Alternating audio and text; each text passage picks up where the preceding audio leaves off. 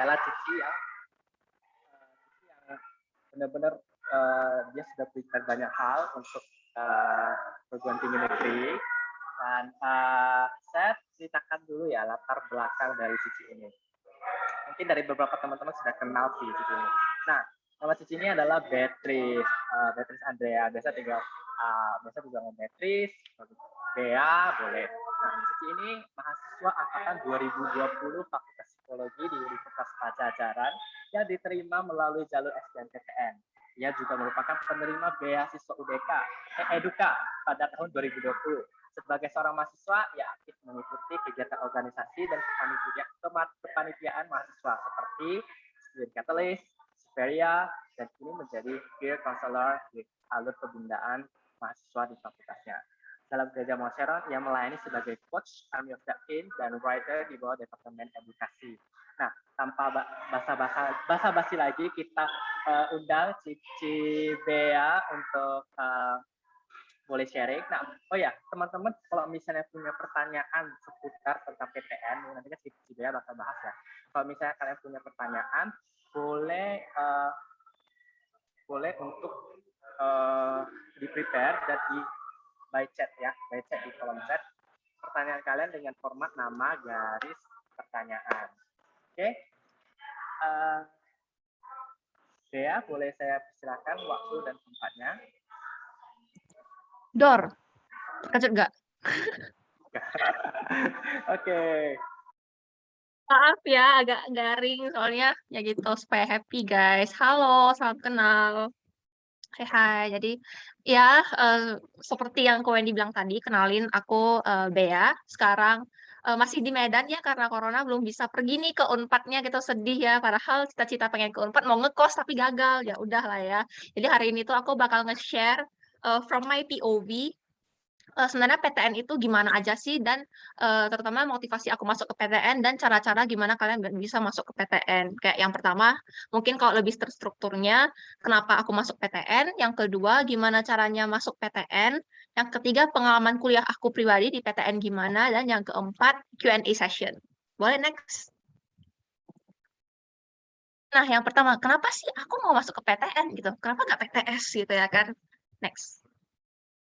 Nah, yang pertama karena biaya di PTN itu murah, guys. Udah murah, pendidikannya juga bagus. As you guys know, UKT di PTN itu nggak yang one for all gitu. Jadi di PTN UKT-nya bergolongan. Ada golongan paling rendah, golongan 1, bahkan ada yang gratis, sampai golongan paling tinggi. Dan biasanya itu golongan 5.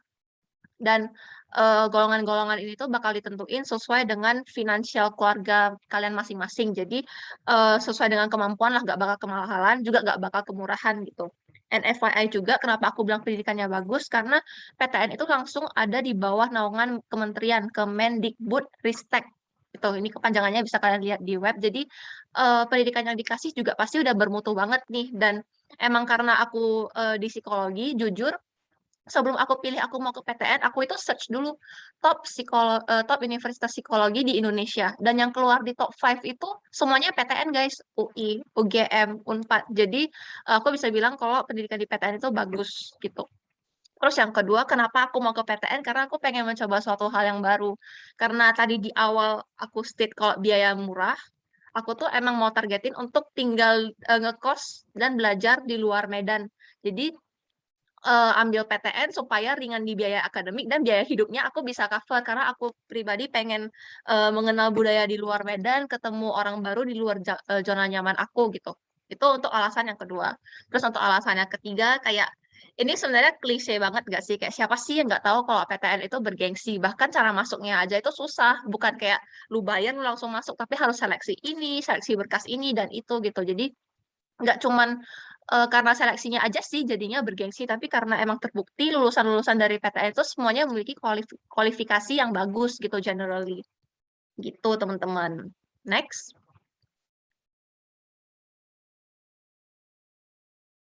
Nah, secondly, aku mau bahas gimana caranya masuk PTN. Terus maybe aku mau disclaimer aja kalau kedepannya bakal ada banyak banget informasi. Kalian tenang aja, kalian nggak usah catet. Mungkin nanti dari panitia boleh ya ngasih PPT-nya. Jadi mungkin kalian boleh sambil denger, sambil mikirin pertanyaan aja biar lebih menjawab kebutuhan kalian gitu. Oke, boleh di next. Nah, Literally, untuk masuk PTN itu ada 3 jalur. Yang pertama SNMPTN, SBMPTN, ada mandiri juga. Nah, SNMPTN ini kepanjangannya Seleksi Nasional Masuk Perguruan Tinggi Negeri, SBMPTN itu Seleksi Bersama Masuk Perguruan Tinggi Negeri. Dan dalam SNMPTN dan SBMPTN ini tuh ada yang namanya penentuan pilihan. Dan penentuan pilihan dalam kedua jalur ini itu urutannya sangat berpengaruh. Jadi misalnya nih di SNMPTN biasa tuh dikasih 2 kuota pilihan. Satu pilihan bebas mau di PTN mana aja, yang kedua itu pilihan yang wajib PTN di daerah kalian. Misalnya kita Medan nih, jadi kalian di pilihan pertama kalau udah ambil di Jogja, yang kedua harus yang di Sumut, USU or Unimed or something like that. Itu. Kalau di SBMPTN itu bebas, mau pilihannya di luar daerah, dalam daerah itu terserah. Itu dan kembali juga yang aku mau tekenin tadi, urutan pemasukan pilihan kalian di kedua jalur ini penting guys. Jadi kalian bakal keterima atau jadi urutan kalian bakal diterima di PTN atau enggak tuh ngelihat dari urutannya. Jadi misalnya nih kalian tuh pengen banget masuk ke dalam UGM. UGM itu harus jadi pilihan pertama kalian. Karena ketika lihat skor yang bakal disaring duluan itu ya UGM-nya. Kalau UGM kalian lewat, kalian akan masuk ke UGM. Kalau UGM kalian nggak lewat, kalian akan kelempar ke pilihan dua kalian. Misalnya Unimed gitu. Jadi penentuan pilihan dalam kedua jalur itu penting. Next. Nah, selanjutnya biar lebih kebayangkan, ini 3 jalur apaan sih? Kayak gak pernah denger gitu, bingung. Nah, ini aku udah buat comparison table yang bisa kalian lihat baik-baik gitu, pelan-pelan. Nah, jadi eh basically secara keseluruhan aku bakal bahas saja ringkas. Paling beda sendiri itu yang jalur mandiri, guys. Karena jalur mandiri ini tuh dia sifatnya balik lagi ke masing-masing PTN. Kalau di SNMPTN dan SBMPTN itu penyelenggaranya sama. Nama itu LTMPT, Lembaga Tes Masuk Perguruan Tinggi. Nama lembaganya LTMPT. Nah, untuk SNMPTN sendiri itu lebih dikenal dengan namanya jalur undangan karena dia nggak pakai ujian, cuman pakai nilai rapor semester 1 sampai 5, berarti dari kelas 1 SMA sampai kelas 3 SMA semester 1, dan juga sertifikat prestasi seperti menangin penghargaan, menangin lomba OSN, lomba atau sertifikasi-sertifikasi lainnya gitu. Kalau SBMPTN lebih dikenal dengan jalur ujian. Nah, karena di SBMPTN ini sendiri juga pakai tolok ukur untuk kalian keterima atau enggak, untuk bersaing dengan pesaing kalian itu skor UTBK. UTBK itu apa? Nah, UTBK itu ujiannya untuk SBMPTN. Jadi, bisa diibaratin kalau kuliah di luar negeri kita perlu IELTS score, kalau kuliah di PTN kita perlu UTBK score. Nanti UTBK score inilah yang akan jadi tolak ukur dalam seleksinya, yaitu SBMPTN. Gitu. Terus untuk jalur mandiri, kenapa aku bilang yang paling beda? Pertama, karena masing-masing PTN yang nyelenggarain, dia tolak ukurnya jadi berbeda-beda juga. Ada yang pakai skor UTBK doang, ada yang pakai skor ujian mandiri mereka, ada juga yang hanya pakai nilai rapor. Dan persyaratannya juga tergantung semua, dan timelinenya juga tergantung semua. Beda dengan SNMPTN dan SBMPTN. Kalau SNMPTN, persyaratannya itu untuk keduanya ya, sama-sama harus memiliki akun LTMPT. Jadi pada masa Desember sampai Februari itu masa-masa registrasi akun, itu kalian harus punya akunnya.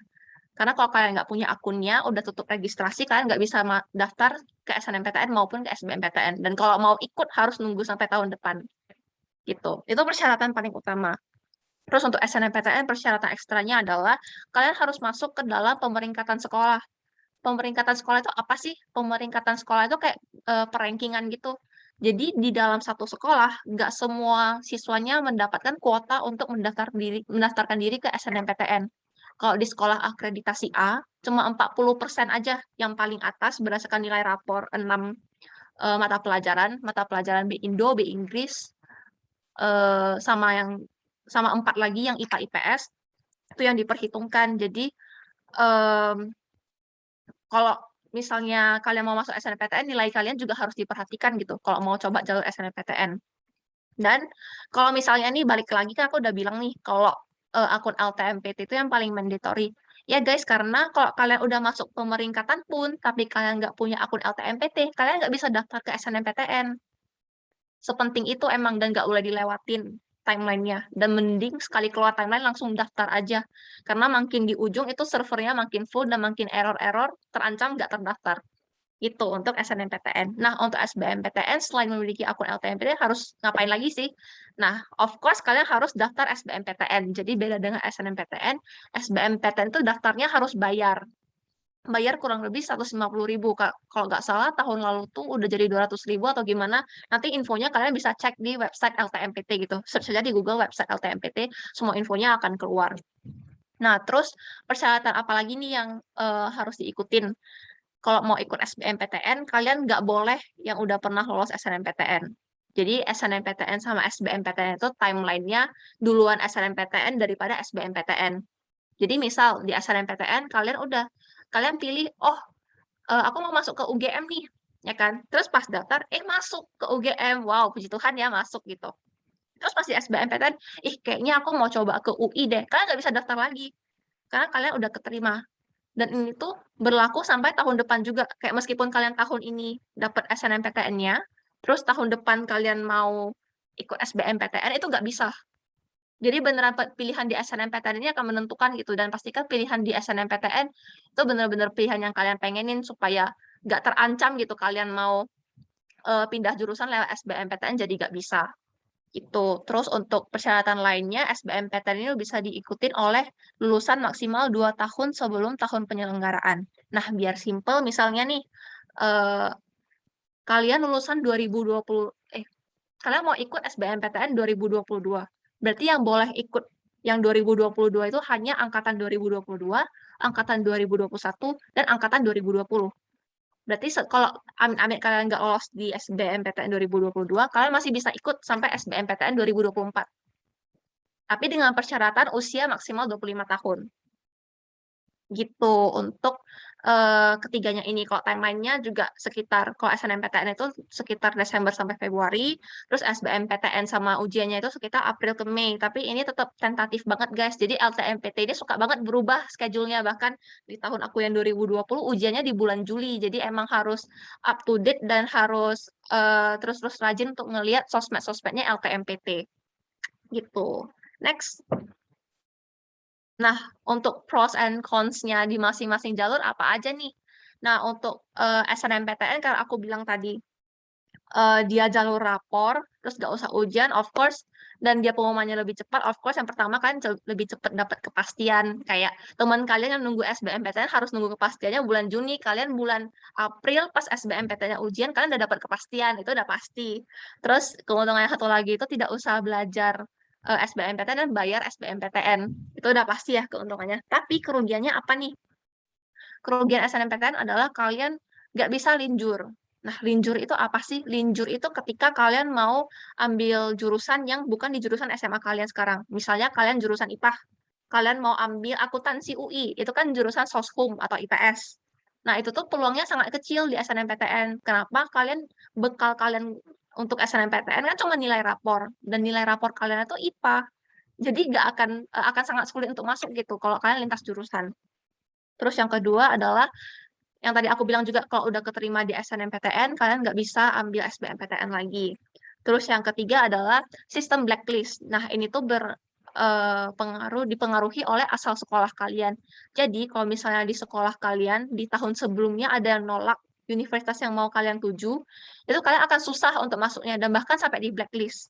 Misalnya nih, di tahun ini aku keterima SNMPTN di FKUI.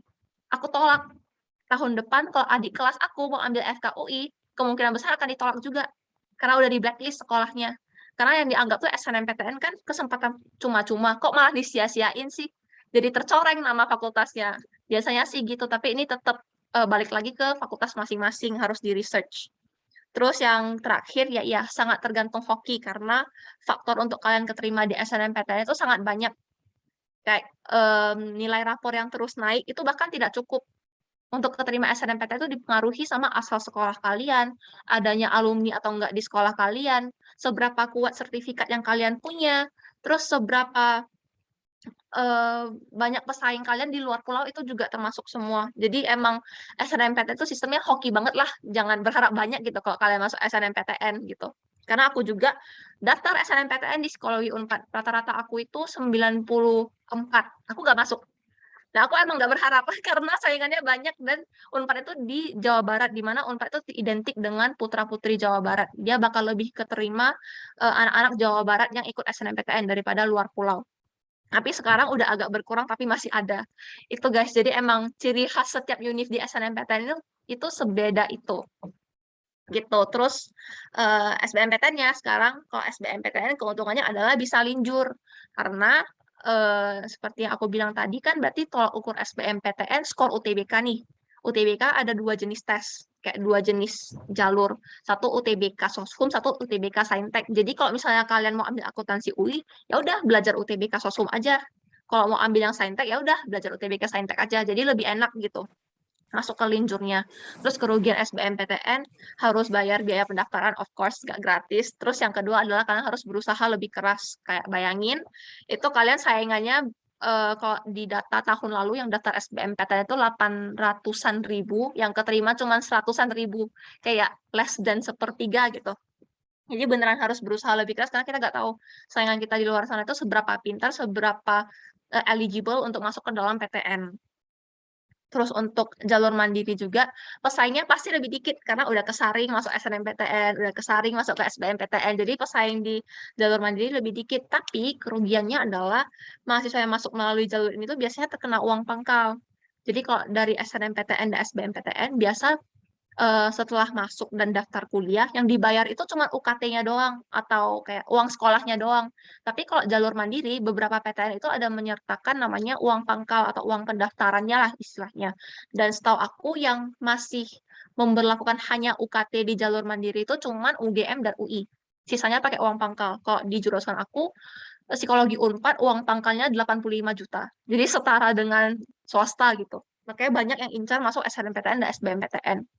Terus selain itu kerugian mandiri, biaya sempro dan sidangnya itu dikenai biaya guys ternyata. Jadi sempro itu kayak apa ya, kayak persyaratan kalian untuk lulus gitu. Jadi untuk lulus dari satu fakultas dapat gelar itu harus ada skripsi kan. Dan untuk menyelesaikan skripsi itu ada namanya step sempro dan step sidang. Nah untuk melewati step ini kan harus bayar tambah biaya.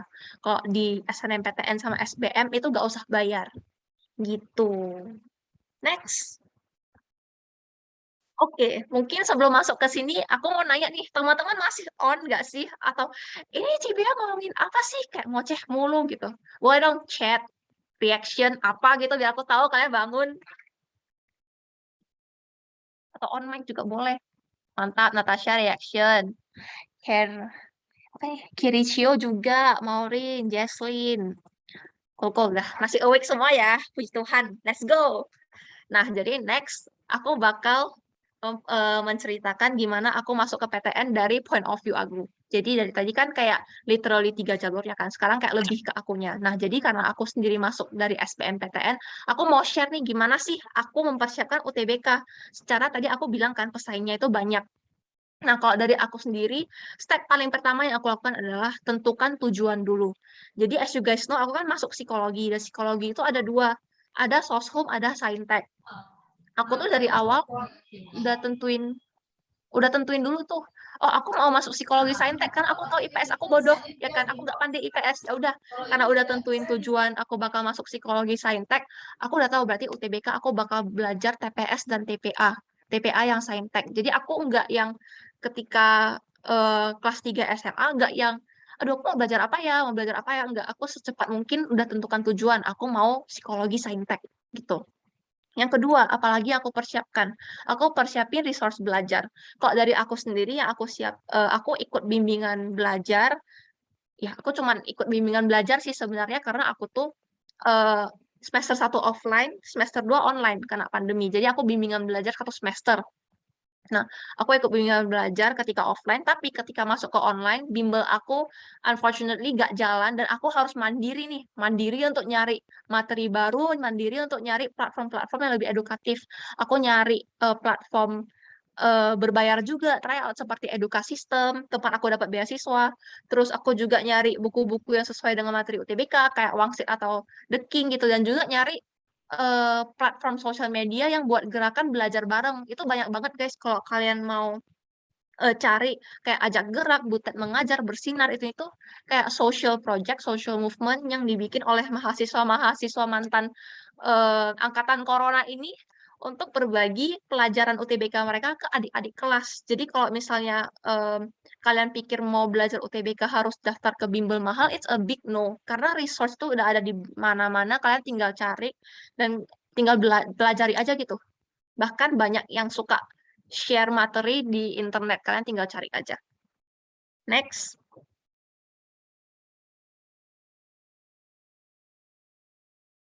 Nah, yang ketiga selain kedua itu aku juga ada teman belajar. Jadi puji Tuhan banget, Tuhan baik banget kayak meskipun online semangat belajar aku gak turun. Kenapa? Karena aku ada teman-teman senasib yang juga mau ke PTN tapi bimbelnya gak jalan.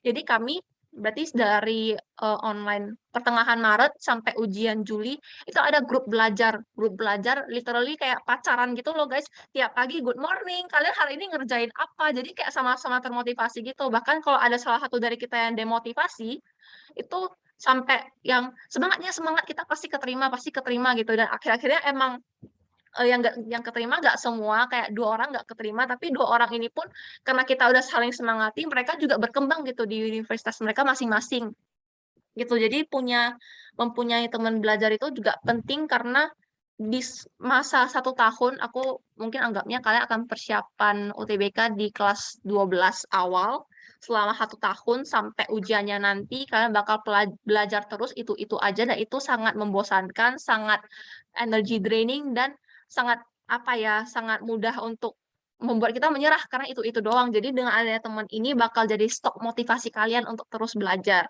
Nah, tapi seandainya nih ternyata sampai sekarang, aku gak ketemu teman belajar aku di sekolah, mereka tuh gak ambis, mereka tuh gak mau ke PTN, aku sendiri. Nah, kalian gak usah takut karena udah ada di Twitter itu baru booming di awal 2020 yang namanya Ambis First. Jadi di Twitter ini udah rame orang-orang yang emang niat masuk PTN dan mereka itu niat untuk cari teman belajar kayak yang di screenshot ini tuh kayak salah satu platformnya dan kalau kalian search tagar hashtag ambis first, ambis tweet sama study tweet di Twitter itu kalian bakal muncul banyak akun-akun yang emang akun belajar suka share materi, share catatan mereka yang cantik, itu udah banyak banget dan if you wanna be friends with them dan mau ajak mereka belajar juga mereka bakal open banget. Jadi emang media sosial tuh gak cuma untuk kita hore-hore tapi juga bisa untuk bantu kita belajar dan cari temen. Jadi untuk nyari teman belajar ini, I can say that kalian bisa akses dimanapun lah, even through media sosial, gak harus dari teman sekolah. Gitu. Boleh next?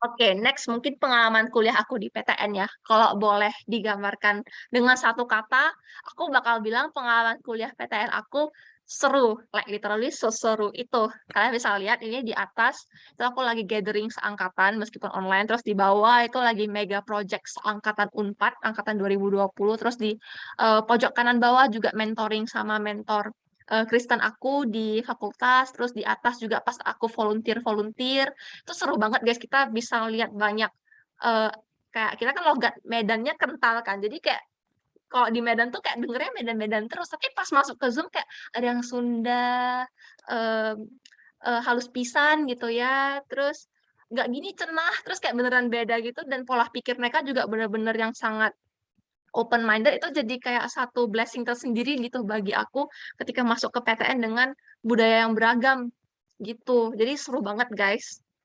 Next. Nah, terus mungkin yang menambah keseruan aku di PTN itu gak cuman dari sedivers budayanya apa, tapi ketika aku masuk ke PTN, aku di expose oleh berbagai kegiatan yang bisa aku ikutin untuk mengupgrade diri aku sendiri. Jadi aku gak bilang ini hanya ada di PTN, ini bisa kalian dapetin di PTS, tapi mostly pasti PTS di luar Jawa. Karena di Jawa itu udah maju banget, semua mahasiswa-mahasiswanya itu udah bukan yang kayak, oke, habis kuliah aku kerja. Nggak gitu. Oke, habis kuliah aku bakal kerja di BCG, di PNG, atau intern di Danone dulu ya, atau mungkin intern di Dana. Jadi kayak udah se-upgrade dan se-termotivated itu kalau lingkungan di luar Jawa. Dan ketika aku ketika aku masuk di Unpad sendiri, aku ke-expose sama berbagai organisasi dan kepanitiaan. Kalau bisa aku kategoriin versi aku sendiri itu ada kegiatan self development. Jadi di kegiatan itu ketika kalian daftar, kalian akan diajarin tentang self development, dikasih workshop mungkin tentang caranya public speaking gimana, caranya personal branding gimana gitu. Terus yang kedua itu ada mentoring program. Nah, mentoring program itu gimana sih? Nah, biasa kalau di mentoring program itu kalian bakal dikelompokkan dalam peer mentor group dan di assign satu mentor sesuai dengan minat kalian.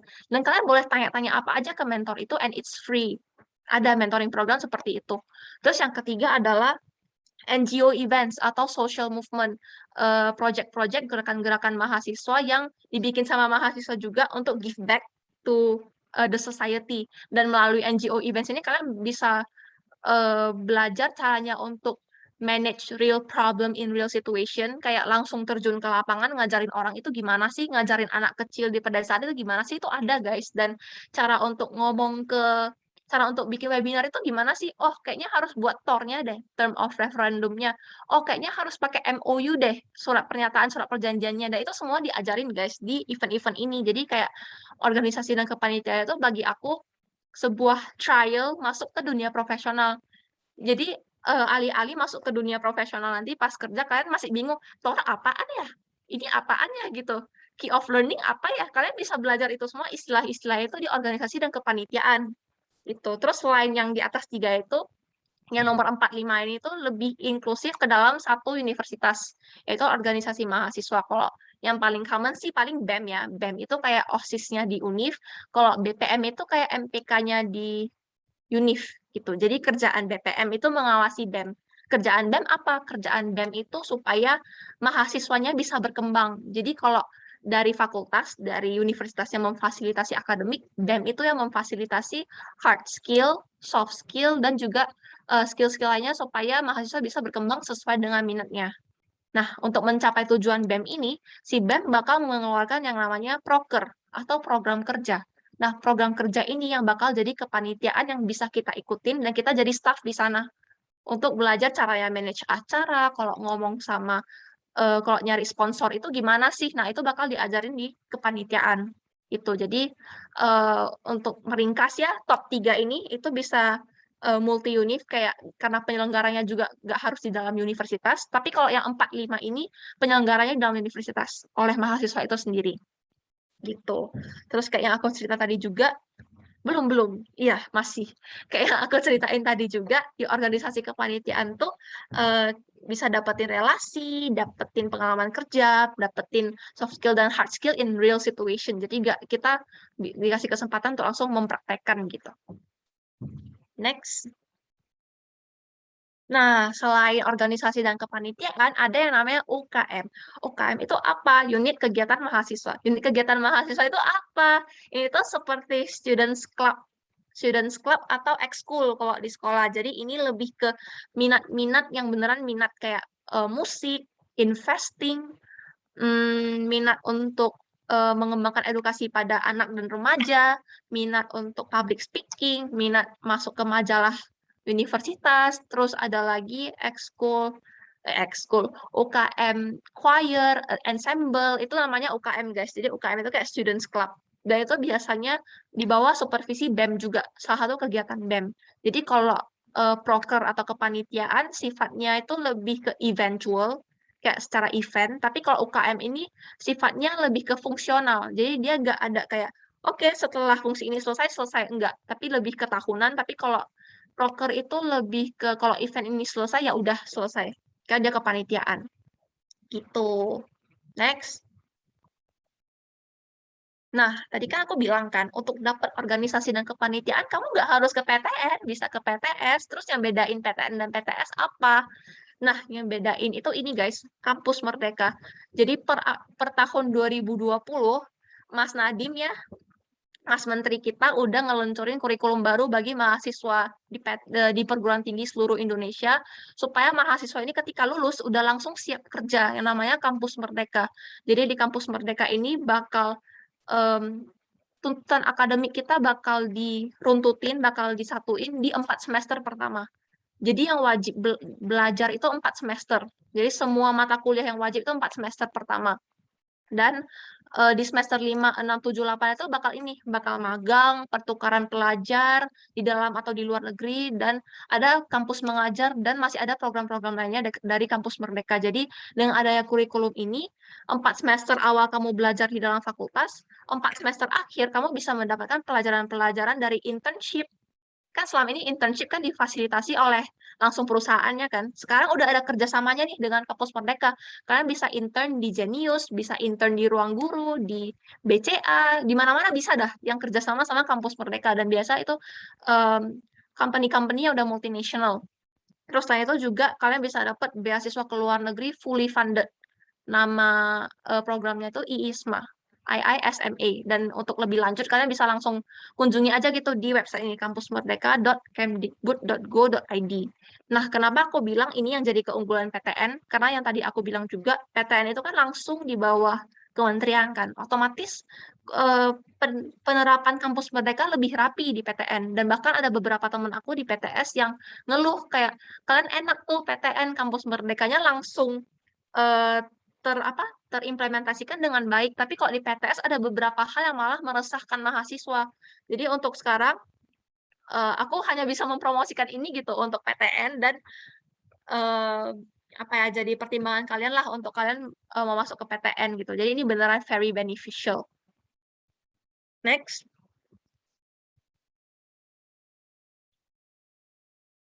Nah, ini karena tadi kan itu kayak benefitnya kan masuk ke PTN. Kalau kerugiannya apa nih, Ci? Nah, kerugiannya adalah kalian nggak bisa sambil kerja. Yang aku bilang tadi ya, semester 1 sampai 4 tuh bakal padat karena kurikulum kampus Merdeka. Jadi itu tuh kuliah di PTN, even though gak kampus Merdeka, itu bakal dari pagi sampai sore. Tergantung sih, tapi kalau paling banter karena kampus Merdeka itu bakal kayak gitu. Pagi jam 8 sampai sore jam 3 atau sore jam 5. Jadi kita gak bisa part-time kan? Kecuali kerjanya itu kerja yang small business atau kerja shift malam gitu ya kan. Tapi kalau dari aku sendiri, kalau kalian mau kerja shift malam pun aku gak rekomend guys, karena dari pagi sampai sore kalian bakal belajar ya kan, sore sampai makan malam oke lah istirahat, cicat-cicat malam, setelah makan malam itu ngapain, setelah itu nugas kerja kelompok. Jadi literally kalian nggak akan ada waktu karena PTN itu seketat itu, apalagi dengan kurikulum yang baru. Kayak aku, contoh nyatanya sekarang 23 SKS, kerja kelompok aku tuh bisa sampai hari Minggu. Terus kadang saking ada kepanitiaan dan acara-acara lainnya di teman-teman aku, bahkan teman-teman aku meeting kelompok untuk tugas bisa dari jam 6 pagi, bayangin, jam 6 sampai jam 8 pagi, saking nggak ada waktu lagi. Tapi ini dari pengalaman aku ya, nggak bisa di stereotip ke semua, tapi nggak dipungkiri juga kalau di PTN lain nggak kayak gini, karena kurikulum baru, gitu. Next. Nah, mungkin kalau all about PTN-nya itu untuk kasih kalian gambaran gitu aja. Cuman di ending closing statement gitu lah ya. Aku mau bilang kalau kalian mau masuk PTN atau PTS, selama kalian mempelajari apa yang kalian mau pelajari dan mendapatkan pendidikan yang berkualitas, it doesn't really matter. Jadi gak selamanya PTN itu better than PTS. Kalian juga harus research. Bener kayak yang dibilang sama Cidewina sama Cidebu tadi, kalian beneran harus research. Mungkin psikologi di PTN ini nggak bagus gitu. Mungkin arsitektur malah bagusnya di PTS bukan di PTN. Itu tetap harus kalian research gitu. Jangan masuk ke PTN cuma karena kampusnya bergengsi, tetapi kamu nggak suka jurusannya. Jangan pokoknya masuk ke PTN deh, karena setiap PTN punya kekurangannya masing-masing. Gitu. Next. Oke, kayaknya itu sekian aja dari aku. Kalau kalian mau nanya-nanya nih, mungkin karena yang aku jelasin itu beneran sangat cepet dan gak gitu komprehensif. Kalian bisa langsung reach aku dari IG, bisa dari LinkedIn, bisa dari email gitu. I'll try my best to help. Thank you guys for listening. Oke, thank you Dea buat sharingnya. Dan ya buat teman-teman kalau bisa ada pertanyaan boleh by kolom chat. Kami akan provide dan kami akan tanyakan kepada Cidea ya. Nah untuk ini boleh di spotlight.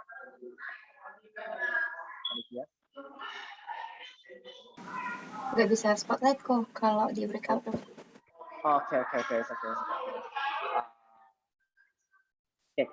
Nah, Bea, benar-benar ya kayak mau kuliah PTN itu nggak gampang juga, tapi setelah masuk itu kita benar-benar puas banget karena kita di-provide dengan segi banyak hal dari UKM, organisasi, dari segi beasiswa, pekerjaan, magang, bahkan universitas nggak, maksudnya bukan berarti PTN itu yang paling bagus, tapi swasta juga ada, cuma maksudnya PTN karena juga dari di bawah pemerintah dan dari kampus mereka ya, dan itu benar-benar kita di provide sedemikian rupa. Tapi jalur masuknya itu memang sangat rumit ya, tapi aku percaya kalau kita semua teman-teman kalau ambis itu benar-benar bisa masuk PTN. Dan sedikit sharing aja dulu, Koko ini mau masuk PTN itu lesnya itu sampai jam 10, jam 11 malam itu, karena lesnya sudah siap jam 6, jam 6 udah siap, tapi setelah itu kami kumpul lagi, bahas soal bareng, dan sedemikian rupa kita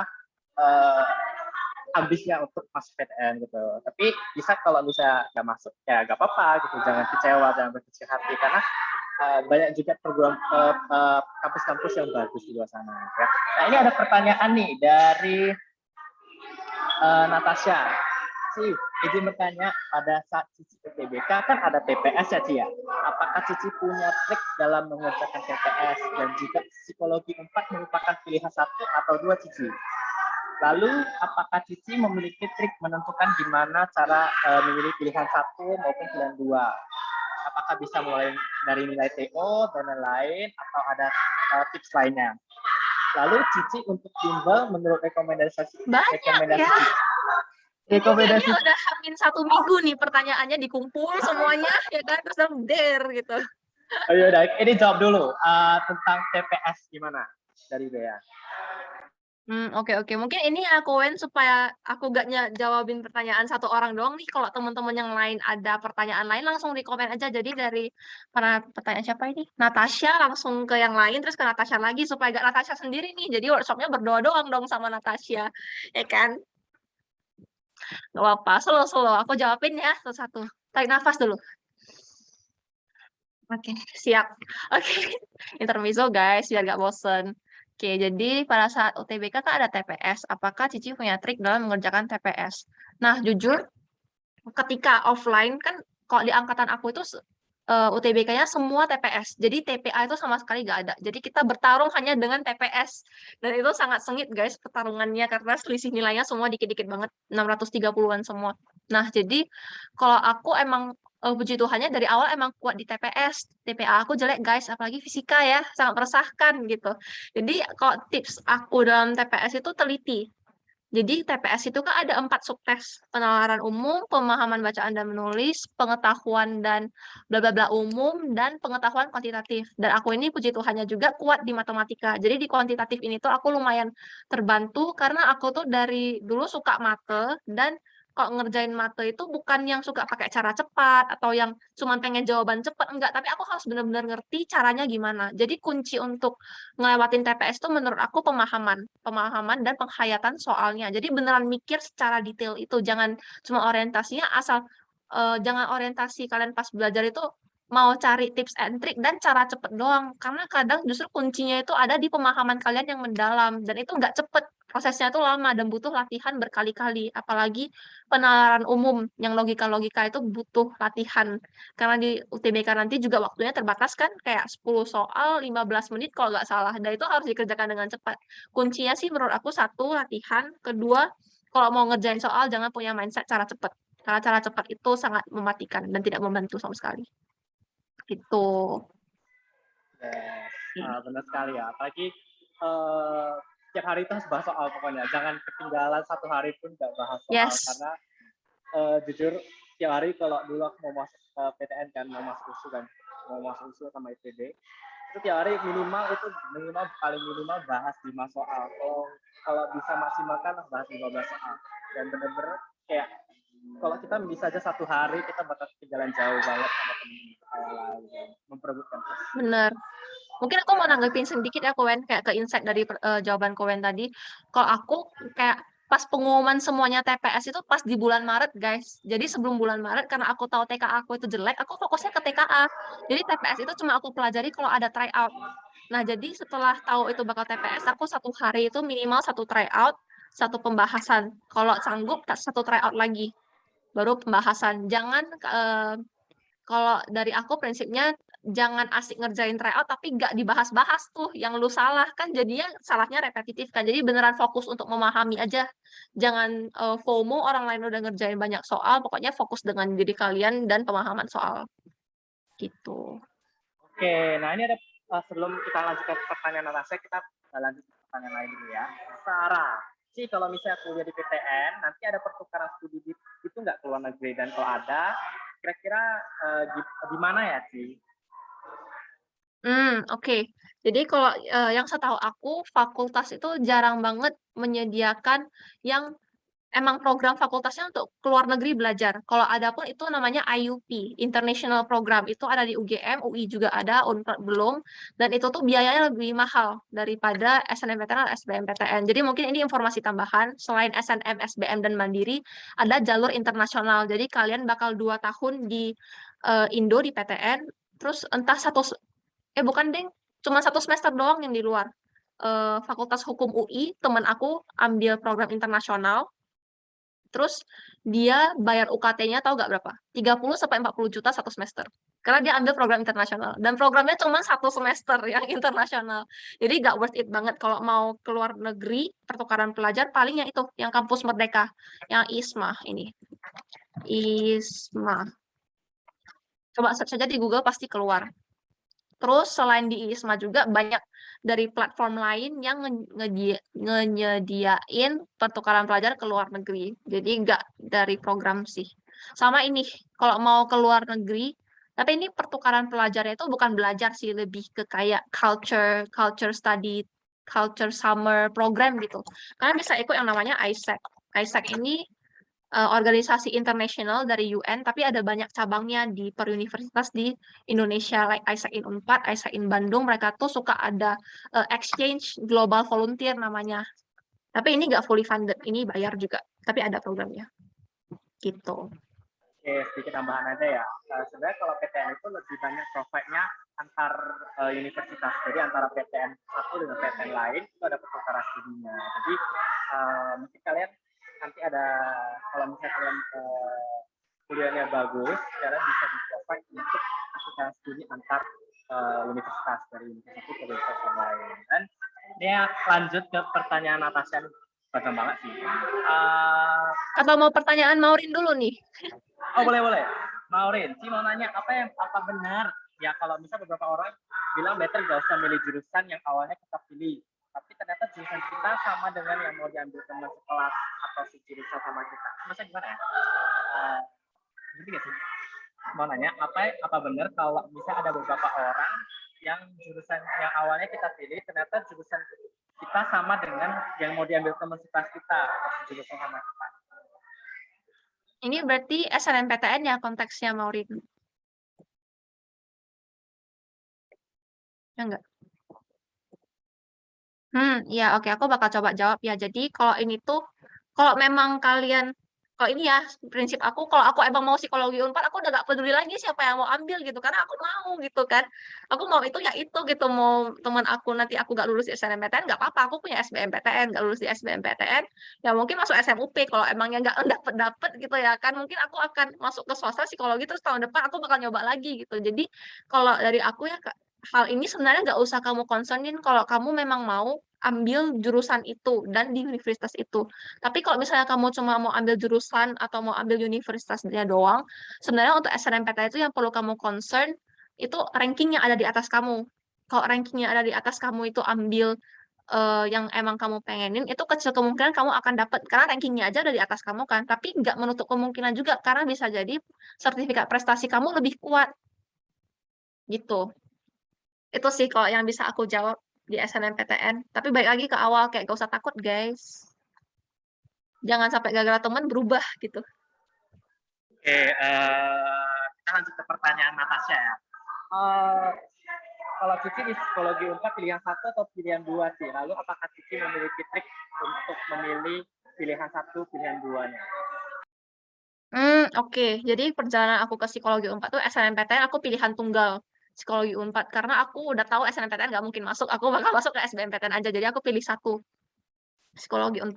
Terus untuk pilihan 1 atau 2-nya itu kemarin aku pilihan di SBMPTN-nya ya, psikologi Unpad dan psikologi Undip. Karena TPS dia bisa campur IPA IPS gitu.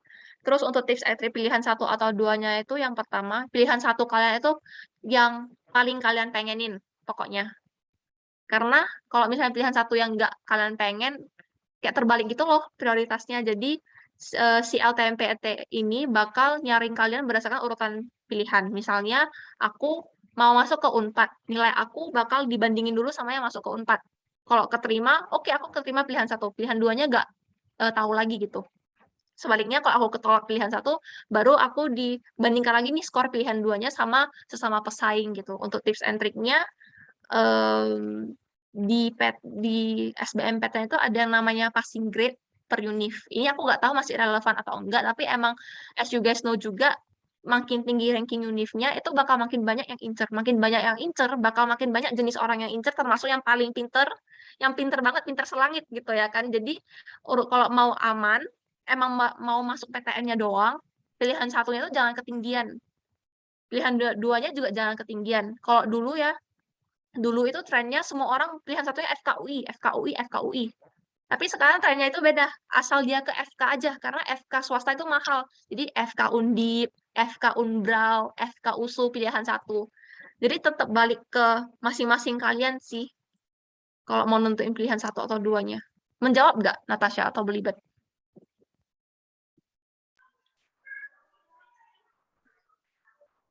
Oke, ya kata Natasha menjawab. Nah, ini ada pertanyaan dari Gaby sebelum kita lanjut ke pertanyaan Natasha lagi. Kak, izin bertanya, jika sudah keterima PTN dari SNM, bisa nggak kita ambil beasiswa fully funded ke luar negeri saat kita sudah memulai semester 1 di PTN yang diterima?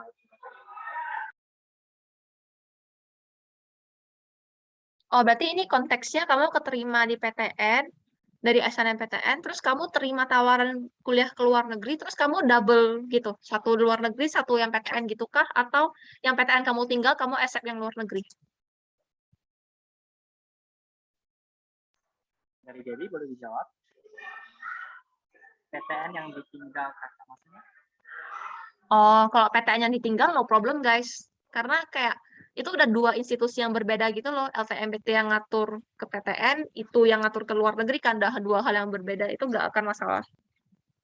Cuman sayang aja sih ya, kayak SNMPTN udah masuk, ke luar negeri. Sayang ada banyak orang yang menginginkan bangku kamu ke SNMPTN.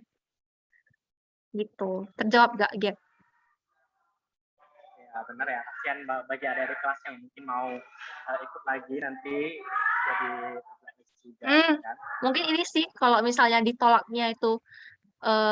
ditolaknya pas SNMPTN-nya kayak SNMPTN di daftar ulangnya ditolak, itu mungkin berdampak ke adik kelas. Tapi kalau kalian tinggalinnya itu pas udah daftar semua itu nggak akan terdampak ke adik kelas sih.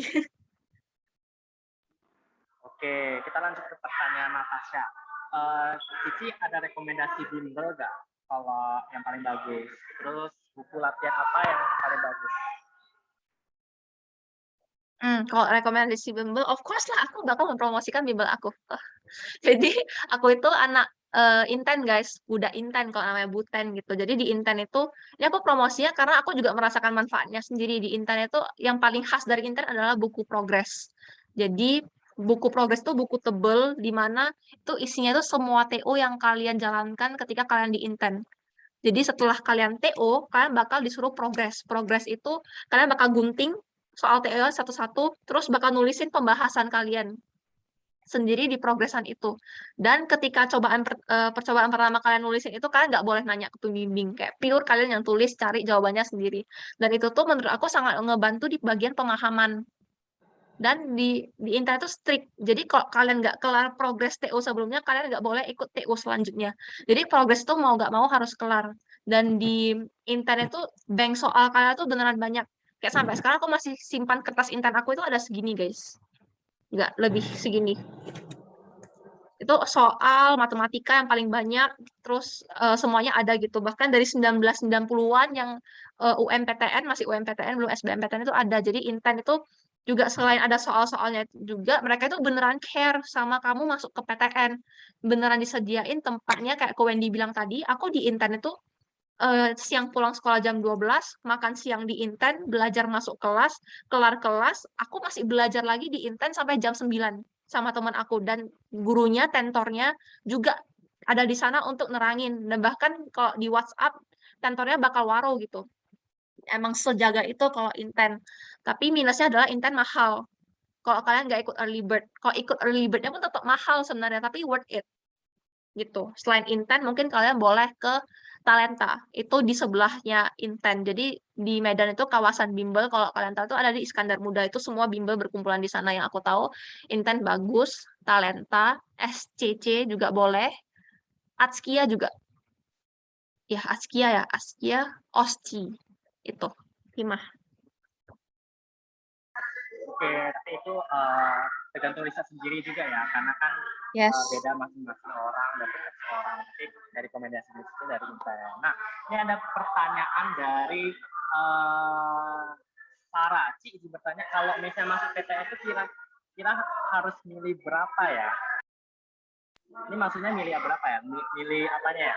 Perguruan tinggi sama jurusannya ya? Atau gimana?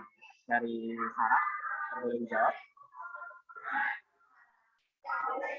Ini Ci, itu kan katanya bisa milih yang di luar kota sama yang di dalam. Itu maksudnya gimana ya? Oke, aku coba jawab ya. Jadi, itu sistem yang baru ada di 2021. Jadi, kalau SNMPTN, dulunya aku bisa milih semuanya di Unpad. Tapi sekarang aku nggak bisa. Sekarang kalian hanya bisa milih satu yang di luar banget, satu itu harus di dalam regional. Kalau nggak salah, itu harus seprovinsi. Jadi, misalnya kita dari Medan, kita cuma bisa pilih USU, Unimed, atau Politeknik Medan gitu. Itu sih, dan di SNMPTN dan SBMPTN itu masing-masing 2 pilihan. Dan nggak harus diisi dua-duanya ya, milih satu aja boleh kok yang diisi. Oke, sorry teman-teman, waktu kita sudah habis dikarenakan ini udah habis.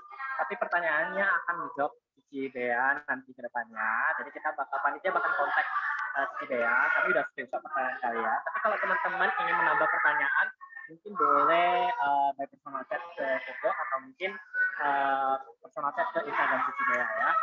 Nah, thank you Cici Bea buat sharingnya soal teman-teman di sini dan termotivasi. Pasti harus ambis ya kalau masuk PTN itu harus ambis, benar-benar harus belajar. Dan kita akan sesi, boleh dong semua kasih reaction dan bilang ke Cici Bea. Thank you Cici Bea buat sharingnya. Sama-sama guys, happy deh bisa sharing gini. Ya, dan teman-teman tetap banyak research untuk ini karena gak hanya PTN, swasta juga bagus, luar negeri juga bagus. Kalau kalian bisa memaksimalkan pendidikan kalian, why not? Ya. Dan saya silakan Cici Natalia untuk boleh screenshot. Kita foto bareng dulu ya. Oke, thank you, Gwen. Buat teman-teman, buka kameranya dulu. Kita mau foto bareng sama Cibea. Azim. Udah tahu nih kira-kira mau ngambil mana, ya kan? Yuk, ke Fapsi Unpad yuk. Yuk. Unpad. Bagus sih memang di Unpad. Tapi kalau mau di Medan juga bisa di USU aja. Ini mulai kelihatannya promosi gitu ya, Cenata ya. Hidup anausu, hidup anausu. Hidup anausu, kok ini juga anausu. Oke, yuk kita buka dulu yuk. Ada Yudika, Lin, Gaby. Jadi kalian jangan takut ya, banyak pesaing. Kalian pasti the best kok kalau membuat yang the best. Oke, 1, 2, 3. Aku boleh closing statement dikit nggak? Dikit boleh, doang. silakan. Jadi aku tuh emang kayak aku sadar diri aku tuh gak seambis itu, gak sepintar itu kalau di luar Pulau Jawa, tapi keberaniannya aku dapat untuk masuk ke PTN itu jujur itu juga dari Tuhan. Kayak aku doa sebelum aku milih mau masuk sekolah gitu, aku doa. Jadi kayak beneran harus mengandalkan Tuhan, karena kalau mau dibilang berjuang, semua orang juga berjuang. Jadi tolak ukurnya apa? Tolak ukurnya itu Tuhan. Seberapa kalian mengandalkan Tuhan. Iya, Itu sih. betul banget. Cici juga ngerasa itu sih pas masuk USU, karena sama sih, aku nggak sepintar itu tapi bisa lulus tanpa bimbel. Wah, saya sangat tergugah. Keren, Oke, Cenata. lanjut ya. 1, 2, 3. Say cheese. Oke, sekali lagi lah ya, masih ada yang mau standby nih. 1, 2, 3, say cheese. Ih, ada temannya Kerry Cio nih yang lewat. Oke, udah deh, itu aja. Aku balikan ke Wendy ya. Oke, teman-teman, thank you buat waktunya. Thank you buat Cidea, udah sharing banyak. Dan semoga bisa memberkati, semoga bisa menjawab kebutuhan masing-masing anak-anak di sini. Ada apa-apa, kalau ada kesalahan panitia atau salah kata dari narasumber, kami mohon maaf karena kami juga manusia. Tapi kami udah prepare yang paling best buat kalian, kami provide paling best buat kalian. So dari panitia sendiri berharap bisa jawab kebutuhan kalian. Dan teman-teman, thank you buat waktunya. Kalau ada pertanyaan nanti boleh chat panitia ya. Thank you, bye-bye. See you next time. Bye guys, thank you. Thank you, Bea. Thank you, Kowen. Thank you, Cenata. Berarti izin leave ya. Thank you. Dadah. Bye-bye.